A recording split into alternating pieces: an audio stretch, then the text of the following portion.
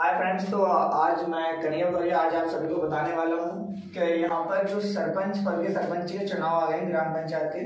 तो मैं उसमें आपको बता देता हूँ कि एक जैसे सरपंच होता है उससे ईमानदार सरपंच होने के क्या क्या फायदे होते हैं। यदि ईमानदार सरपंच है तो आपका गांव कितना डेवलप कर सकता है, राइट। अगर ईमानदार करप्ट सरपंच है तो उसमें आपके गांव जो मिडिल क्लास फैमिली है उसको कितना लॉस होता है, ठीक है। तो मैं एक चीज बता देता हूँ आपको। यहाँ पर देखते हैं एक मिडिल क्लास फैमिली का नॉर्मल सा मैंने हिसाब जोड़ा है, वो हिसाब की काउंटिंग करके देखते हैं। आपको बताता हूँ आप कैसे देख सकते हैं। यहाँ पे आ जाओ। एक नॉर्मल अगर कोई घर में जैसे 5 सदस्यों का परिवार है, ठीक है ना, उसमें 2 बच्चे हैं, एक वृद्ध माँ या माँ जी है, माता जी हैं, पिताजी हैं, ठीक है ना, और उसमें क्या है एक इंसान कमाने वाला है एक परिवार में, राइट। 2 बच्चे हैं, दोनों बच्चों की अगर स्कूल की फीस जो दी है प्राइवेट स्कूल की तो समथिंग 12,000 रुपए पर बच्चा होता है। टोटल फीस कितनी हो जाती है? 24,000 रुपए। और उसके बाद अगर कोचिंग का खर्चा जोड़ जाए, ज्यादा नहीं, सिर्फ 2 बच्चों की कोचिंग लगानी है और अपन ने अगर 12,000 रुपए कोचिंग के जोड़ते हैं तो 2 बच्चों की कोचिंग के कितने हो जाते हैं? 24,000 रुपए कोचिंग के हो जाते हैं। ये प्राइवेट स्कूलों का काम है, राइट। मैं बता देता हूँ प्राइवेट स्कूल वाले भी किस तरीके से पैसे ऐंठते हैं और यहाँ पर जो आदमी होता है वो लॉस में जाता चला जाता है। आगे अगर किताबों को साल का खर्चा जोड़ा जाए पूरी साल का तो समथिंग यहाँ पे उनकी किताबों का खर्चा हो गया 5,000 रुपए। इधर अगर दवाइयों का साल भर में यदि वृद्ध आपके माता पिता हैं साथ में हैं और बच्चों का भी खर्चा लेके चले टोटल तो साल का खर्चा हो जाता है छोटे परिवार का 5 से 10,000 रुपए मिनिमम खर्चा हो जाता है दवाइयों का। ये आपने यहाँ पर कलेक्ट कर लिया, ये हो गया। उसके बाद यदि राशन खर्चा जोड़ा जाए मिनिमम एक परिवार का मंथली अगर खर्चा जोड़ा जाए तो 5 लोगों के साथ में रहना हो तो 3,000 रुपए मिनिमम खर्चा हो जाता है साल का, राइट। तो यहाँ पर देख लेते हैं 3,000 से साल का आपका 36,000 होता है। वो भी आपका कोई मतलब ऐसा खर्चा नहीं, एडवांस खर्चा नहीं जोड़ा, मिनिमम खर्चे में लेके जा रहे हैं तो 3,000 तो मिनिमम खर्चा हो ही जाता है, क्लियर। उसका देखते हैं कपड़े। यदि 5 लोगों के साथ में रहना है, छोटा परिवार है, साल भर में यदि 2,000 के भी कपड़े पर व्यक्ति के हिसाब से जोड़ते हैं तो 10,000 खर्चा हो जाएगा 5 व्यक्तियों का आपका। उसी हिसाब से अगर स्कूल की गाड़ी 500 रुपए पर महीना जोड़ता है, कितना हो गया? 500 रुपए पर महीना जोड़ते हैं। चलो अगर हम 500 रुपए पर बच्चे के हिसाब से जोड़ेंगे, जब भी आपके 2 बच्चों की स्कूल गाड़ी की कितनी हो जाएगी? यहाँ पर 12,000 रुपए स्कूल का गाड़ी का खर्चा हो जाता है, क्लियर। उन सब के बाद भी अगर मैंने यहाँ पर टोटल किया है तो आपका टोटल कितना हो रहा है? 1,21,000। कितना टोटल खर्चा हो रहा है एक मिडिल क्लास फैमिली का? 1,21,000। अब आपको पूरा टोटल सुनने में बहुत बड़ा अमाउंट लग रहा है कि 1,21,000 ये ज्यादा लग रहा है, बट यदि आप अपने परिवार का खुद से हिसाब जोड़ेंगे तो साल का मिनिमम हिसाब 1,21,000 हो जाता है। मिनिमम बोल रहा हूँ, इससे एबव भी रहता है, क्लियर। अब आप थोड़ा थोड़ा करते हो तो वो आपको समझ में नहीं आता कि मतलब इतना होता है। अगर मैं एक इंसान मतलब एक आदमी की इनकम बता दूं, वार्षिक इनकम कितनी हो जाती है, जैसे कोई घर से बाहर कमाई कर रहा है और पूरे 12 महीने की इनकम बताने वाला हूँ, जैसे 13-14 किसी की सैलरी है तो वहां पे खर्चा पानी रूम भाड़ा काट के उस व्यक्ति को खर्चा टोटल कितना बचेगा? 10,000 रुपए की सेविंग कर पाएगा। कितनी? अगर वो 10,000 रुपए की सेविंग कर रहा है तो 12 महीने नॉन स्टॉप वो जॉब करेगा, जब कितनी सेविंग कर पाएगा? 1,20,000। 1,20,000 की सेविंग कर रहा है व्यक्ति और खर्चा हो रहा है 1,21,000, जबकि वो नॉन स्टॉप जॉब। कुछ सोच लो, यहाँ पर एक व्यक्ति का खर्चा टोटल साल का 1,21,000 हो रहा है और वो कमा रहा है सिर्फ ओनली 1,20,000। मतलब अगर जोड़ा जाए तो टोटल में इसके भी वो कितना हो रहा है? 1,000 रुपए लॉस में जा रहा है। अब बताओ मिडिल क्लास फैमिली वाले व्यक्ति कहाँ से सेविंग कर लेंगे, कहाँ से अपने घर को इम्प्रूव कर सकते हैं, राइट। उनका खर्चा ही लॉस में जा रहा है, मतलब 1,000 रुपए लौट के माइनस में जा रहा है, इस वजह से वो कर्जे में डूब जाते हैं। तो बहुत सारी प्रॉब्लम्स होती हैं, फेस करनी पड़ती हैं। अब उसके बावजूद भी क्या होता है, जो अगर मिडिल क्लास फैमिली से बच्चे पढ़ के जा रहे हैं ना, उन्हें जो एजुकेशन है ना, यहाँ पर पैसा हड़प एजुकेशन चल रही है, बस पैसा ऐंठने वाली एजुकेशन। अगर एजुकेशन अच्छी नहीं है तो क्या करने वाले हैं? इसके बाद भी वो बाहर जाएंगे, इंटरव्यू में फेल होंगे, एग्जाम्स में फेल होंगे, फिर उनको फेल्यूर्स का एक टैग लग जाएगा कि बच्चे कुछ नहीं करते, बट उनको एजुकेशन उस स्टैंडर्ड की नहीं मिली। इन प्राइवेट स्कूलों में भी क्या हो रहा है, इन प्राइवेट स्कूलों की अगर कंडीशन देखी जाए तो यहाँ पे 12th क्लास पढ़े हुए जो 12th के बच्चे हैं ना, उनकी परसेंटेज खुद 60 और 50 है। वही बच्चे यहाँ स्कूलों में पढ़ा रहे हैं प्राइवेट स्कूलों में, बस उनको क्या अपना पैसा ऐंठने से मतलब होता है। यहाँ पर क्या स्कूलों में आज के मैं टीचरों के बारे में आपको बता ही चुका हूँ, जिनकी क्लास 12th पास होते हैं, उनका स्टैंडर्ड देखो तो उनको खुद को इंग्लिश में बात करना नहीं आता, इंग्लिश नहीं आती है, और वो आज इंग्लिश पढ़ा रहे हैं गाँव के स्कूलों में। तो प्राइवेट स्कूलों की कंडीशन आप सभी को पता है कैसी है कैसे नहीं है। ठीक है ना। तो मैं गांव के बच्चों को इतना ही समर्थन करना चाहूंगा, मैं यहाँ पे बोलना चाहूंगा कि हमारे गांव का जो सरपंच है, यदि मुखिया अच्छा हो ना तो ये पूरा जो अपना नक्शा है ना सब बदल सकता है। वो कैसे, मैं आपको बता देता हूँ। यदि आपकी पढ़ाई, यहाँ पर बच्चों की पढ़ाई गवर्नमेंट स्कूल में होती है, गवर्नमेंट स्कूल में होती है, तो आपका ये पूरा 24,000 और 5,000 और ये यहाँ पर और ये 12,000 आपका पूरा खत्म होता है, राइट। तो मतलब बोला जाए कि 1,21,000 के खर्चे में से 60,000 रुपए तो साल के जोड़े जाते हैं, इनके खर्च हो जाते हैं। 50-60,000 रुपए बच्चों की पढ़ाई में खर्च हो जाते हैं, बीमारियों में खर्च हो जाता है। तो ये सभी कहाँ से बच जाएगा, ये गाँव का मुखिया चाहे तो बचा सकते, राइट। या प्राइवेटेशन है, जो प्राइवेट स्कूलों की शिक्षा है उससे बेटर तो क्या गवर्नमेंट स्कूल में शिक्षा पर बढ़ावा दिया जाए। गवर्नमेंट स्कूलों में अगर शिक्षा अच्छी कर दी जाए तो ये प्राइवेट में अपने बच्चा ना भेजने पड़े, और ये मिडिल क्लास फैमिली को इतना सारा लॉस होता है और जब लॉस में चले जाते हैं उससे बचना होगा, राइट। उसके बाद मैं बताता हूँ दवाइयाँ यहाँ पर क्या, छोटा परिवार 5 से 10 हजार होती हैं। अगर एक पंचायत में दवाइयों के लिए छोटा सा मेडिकल खुल जाए, अगर मेडिकल नहीं खुलता तो उसके बाद क्या है, यहाँ वृद्ध पेंशन मिलती है, वृद्धजनों को और विकलांग जनों को क्या मिलती है, पेंशन मिलती है।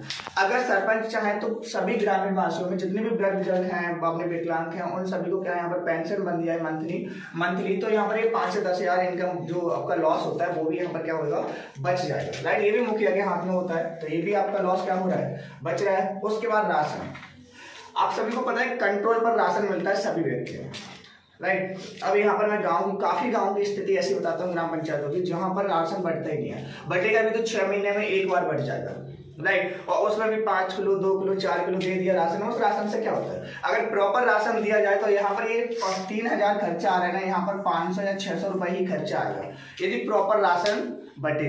तो ये भी किसके हाथ में है, सरपंच के हाथ में। सरपंच चाहे तो उसकी पंचायत में प्रॉपर राशन बटेगा, सरपंच और सेक्रेटरी के हाथ में। यहाँ पर कपड़े, चलो ये परिवार का खर्चा हो जाता है, ये 5 से 10 हजार खर्चा मिनिमम आप उठा सकते हो सेविंग के बाद।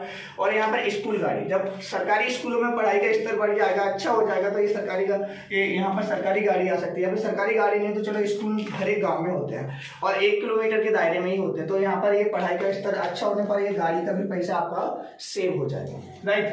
अब यहाँ पर ये बेरोजगारी वाला है ना टैग, ये भी हट सकता है।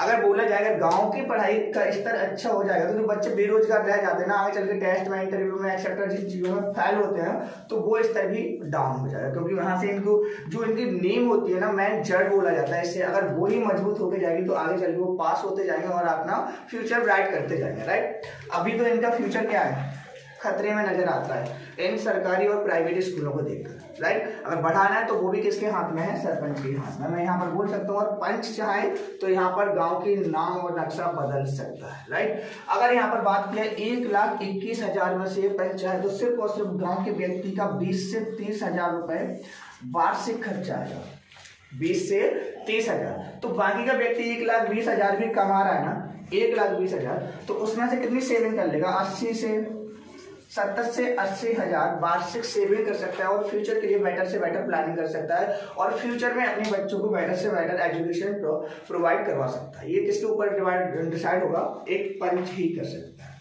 तो मैं आपको बता देता हूँ, आपकी सभी ग्राम पंचायतों की एक ही प्रॉब्लम होती है, जो कॉमन प्रॉब्लम्स है वो प्रॉब्लम मैं शेयर कर देता हूँ आपके साथ। अभी क्या पंचायत के चुनाव आ रहे हैं, तो आप अपने गांव में एक शिक्षित एजुकेटेड सरपंच को चुना, ऐसा उम्मीदवार हो जिससे आप अपनी डिमांड रख सको, अपने गांव की प्रॉब्लम्स को शेयर कर सको, तो ऐसा ही मुखिया चुनना जिससे कि आपके गांव का विकास हो सके। तो मैं बता देता हूँ कॉमन प्रॉब्लम्स क्या होती हैं। सबसे पहले लाइट होनी चाहिए, हर एक ग्राम में क्या होनी चाहिए, लाइट होनी चाहिए। जैसे लट्ठा वगैरह लगे हैं, रोड फूड पे लट्ठा लगे हुए, उन पर क्या होनी चाहिए, लाइट वगैरह की प्रॉपर सुविधा प्रोवाइड होनी चाहिए, राइट। उसके बाद वृद्ध और विकलांगों को पेंशन मिलनी चाहिए, जो वृद्ध माता हैं, ठीक है, और अपने बाबा जी हैं, दादाजी हैं, और जो विकलांग व्यक्ति हैं, उन सभी को प्रॉपर पेंशन उन्हीं का काम होता है बंधवाना चाहिए, राइट। उसके बाद एक प्लेग्राउंड, हर एक गाँव में एक क्या होना चाहिए, प्लेग्राउंड कॉमन है। अगर प्लेग्राउंड होना कंपलसरी है, प्लेग्राउंड तो होना चाहिए। मैं प्लेग्राउंड के फायदे बताता हूँ। देखो बच्चे बोलते हैं ना, जितना एजुकेशन इंपॉर्टेंट है उतना ही आजकल के जमाने में बच्चों का खेलना, फिजिकली फिट भी होना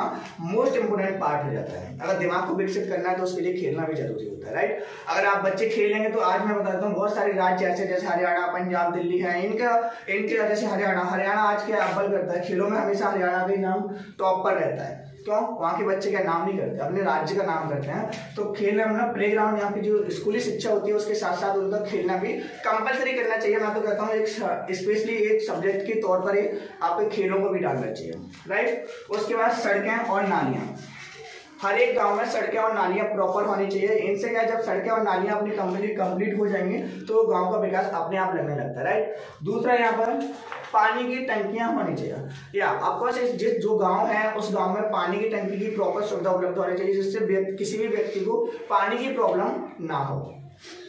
पानी की प्रॉब्लम के साथ मैं बता देता हूँ, देखो अपने यहाँ पर पानी, पीने वाला पानी का परसेंटेज कम होता जा रहा है। अपने जो पानी का पीने का पानी है उसका परसेंटेज कम होता है और पानी की खपत ज्यादा हो रही है, नुकसान सबसे ज्यादा हो रहा है। तो उसके लिए जो अपना वर्षा का जल है उसका भी स्टोरेज बढ़ाना चाहिए। तो save water and save life, आप सभी को पता होगा, ये स्लोगन भी चल रहा है, इनका एनजीओ भी चल रहा है। तो इसको बढ़ाने के लिए आपको क्या करना है, सभी को उसका नहीं है पूरा फॉलो करना, ठीक है। तो यहाँ पर क्या है, save water and save life के अकॉर्डिंग आपको क्या पानी की बचत करनी चाहिए, क्योंकि इसके लिए तालाब हैं, आपके तालाब हैं, तालाबों का पानी स्टोर होना चाहिए, डैम वगैरह बनना है। अब यहाँ पर ग्राम पंचायत में क्या होता है, डैम का तालाब और डैमों का पैसा आता है, वो क्या करते हैं, सरपंच मुखिया होते हैं, वो पैसा को खा जाते हैं, ठीक है। तो उसका पैसा खा जाने से वहां पर क्या है, पानी का कोई स्टोरेज नहीं होता, इस वजह से पानी की भी बहुत ज्यादा बर्बादी होती है, राइट। इसके अगर पानी का डैम हो जाएगा, तालाब हो जाएगा, तो यहाँ पर उसके आसपास वृक्ष लगाए जा सकते हैं। वृक्षों से आपका पर्यावरण अच्छा होगा, और खासकर एक मुखिया के तौर पर उसी पर्यावरण के प्रति हमेशा अग्रिम रहना चाहिए। वृक्ष लगाएंगे तभी हमारे यहाँ पे वातावरण और वायु स्वच्छ रहेगी। उसके बाद एक गौशाला, हाँ ये मोस्ट इंपोर्टेंट पार्ट होता है। आपने सभी को देखा होगा, रात में सड़कें पर गैयां बैठी होती हैं, गाय वगैरह, यहाँ पे ट्रक वगैरह निकलते हैं, पर कोई भी बाहर निकलता है, गायों से अक्सर एक्सीडेंट होते रहते हैं, जिससे हमें मानव बड़ी प्रॉब्लम होती जाती है। और हमारे जो पशु हैं वो भी बेजुबान पशु होते हैं, उनकी भी हमें क्षति होती रहती है। तो गौशाला एक मोस्ट इंपोर्टेंट पार्ट हो जाता है, हर एक ग्राम पंचायत में होना ही चाहिए। उसके बाद कचरा गाड़ी की व्यवस्था होनी चाहिए, बिल्कुल सही है। यदि गाँव में कचरा गाड़ी अपनी नहीं आ पाती है तो अल्टरनेट आ जाए, जैसे सैटरडे से संडे को आती रहे, तो उससे क्या होगा, मतलब जो कचरा वगैरह है, जो बीमारियां वगैरह फैलती है, फालतू में जो प्रदूषण होता है, वो सबकी बचत होगी। तो कचरा गाड़ी की व्यवस्था होनी चाहिए। पहले उसकी डस्टबिन की व्यवस्था हो जाए तो एक दिन आके गाड़ी क्या करती है, डस्टबिन में से अपना कचरा लेके जा सकती है। लास्ट, पर्यावरण की ओर अपने क्या है, सरपंच को अग्रिम होना चाहिए। यदि कोई भी मुखिया इतना आपके पंचायत में काम करता है, याद रखना झूठे वादे नहीं, जो झूठे वादे करता है उससे हमेशा सतर्क रहे, ठीक है ना। तो इतना काम भी कर देना तो मैं गारंटी लेता हूँ वो गांव, वो ग्राम पंचायत एक शहर को टक्कर मारेगी, क्योंकि एक शहर के लेवल की फैसिलिटी है। अगर ऐसा, और एक हर एक मुखिया का इतना कर्तव्य है, हर एक मुखिया का इतना अधिकार है कि वो इतना कर सकता है। हमारे देश को बनाने में छोटी से छोटी यूनिट का भाग होता है, वो सबसे छोटी यूनिट हमारी ग्राम पंचायत ही होती है। यदि ग्राम पंचायत स्ट्रांग होगी तो आपका राज्य, अपना जिला, जिला से आपका राज्य सब स्ट्रांग होता हुआ चला जाएगा, राइट। तो एक मुखिया का इतना दायित्व बनता है, वो उसको करना चाहिए। तो मेरा एक ही बात है, अभी आपकी पंचायत में चुनाव आने वाले हैं, तो सभी से निवेदन है, जो हम युवा हैं, मतलब बहनें हैं और जो भाइयों हैं, उन सभी से मैं एक ही निवेदन करना चाहूंगा कि आप अपनी पंचायत में सबसे बेस्ट मुखिया को चुने। बेस्ट मुखिया से मतलब है आप पढ़े लिखे मुखिया को चुने, राइट। जो मुड़ाचेधारी होते हैं ना, बूढ़े बड़ों की बात करें तो उसमें क्या एक लीडर होता है, राइट। वो किसी के आगे किसी की नहीं चलने देता, मतलब दादागिरी से आपकी वोट वगैरह ढप लेते हैं, या फिर पैसा के चक्कर में आप लोग अपने वोट को बेच देते हो। तो प्लीज अपना ना सही अपने बच्चों के बारे में सोचें और अपने वोट को ना बेचें। एक ऐसा मुखिया चुनें जो आपके गांव का विकास कर सके, जिससे आप अपनी बात को पूरा तक बोल सकें। तो यही मैं कहना चाहूंगा लास्ट, कि आप अपने गांव में एक पढ़ा लिखा मुखिया चुनें। मैं भी अपने गांव में प्रयास करूंगा, आप अपने गांव में प्रयास करें। Thanks for watching.